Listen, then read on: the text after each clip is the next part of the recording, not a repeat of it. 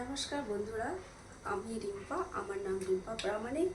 তা আমি প্রথমবার একটা কুকিং জাস্ট ইউটিউবে দেওয়ার জন্য বানাচ্ছি। তা এর জন্য আমি বানাচ্ছি রেসিপিটা আজকে আলু ফুলকপির তরকারি। তা আলু ফুলকপির মধ্যে এই দেখো আমি অলরেডি আলু ভেজে রেখেছি। তারপরে এর জন্য যা যা উপকারিতা লাগবে সেগুলো আমি অলরেডি রেডি করে নিয়েছি। ফুলকপিটাও ভেজে নিয়েছি। আর এই যে সব মশলা আমি কিন্তু খুব কম মশলা দিয়ে তৈরি করছি। তো এগুলো সবই আর আমি নাম বললাম না, সবাই জানে জিরে হলুদ গোটা মশলা সব কিছু আছে। তো আমি একটু অন্য ধরনের বানাচ্ছি, কেউ কেউ শুধু নিরামিষও করে।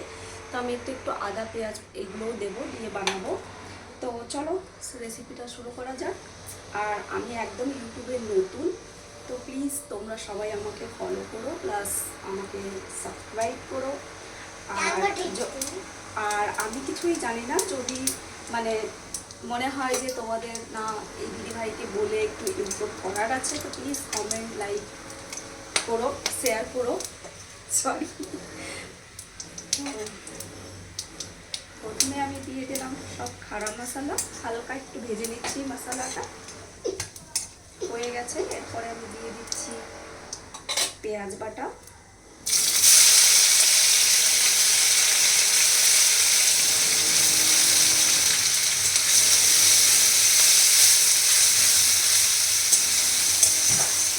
পেঁয়াজটা আমি খুব হালকা একটু জাস্ট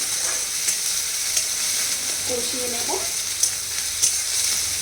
বাস হালকা রেড ব্রাউন এসে গেছে।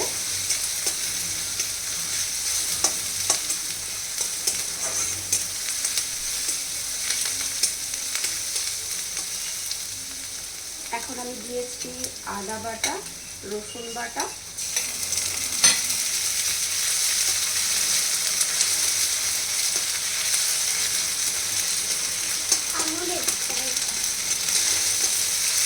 এবার আমি একটু দেবো লবণ। সরি, লবণটা আমার ফুটিয়ে নেওয়া হয়নি।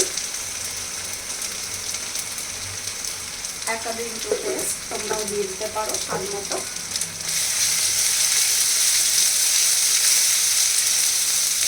এবার আমি দিয়ে দেবো সব গুঁড়ো গরম মশলা একসাথেই দিয়ে দিলাম।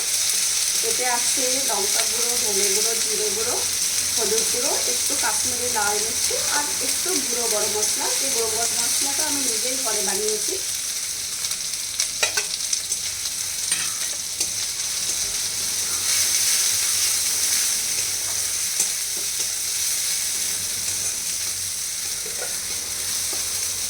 আর এই পর্যায়ে আমি দিয়ে দিলাম টমেটোটা।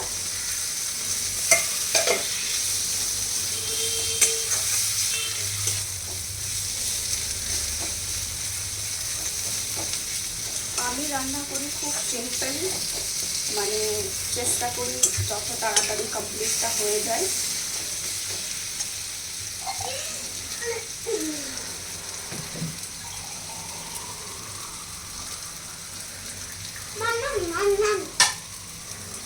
একটু জল দিয়ে দেবো।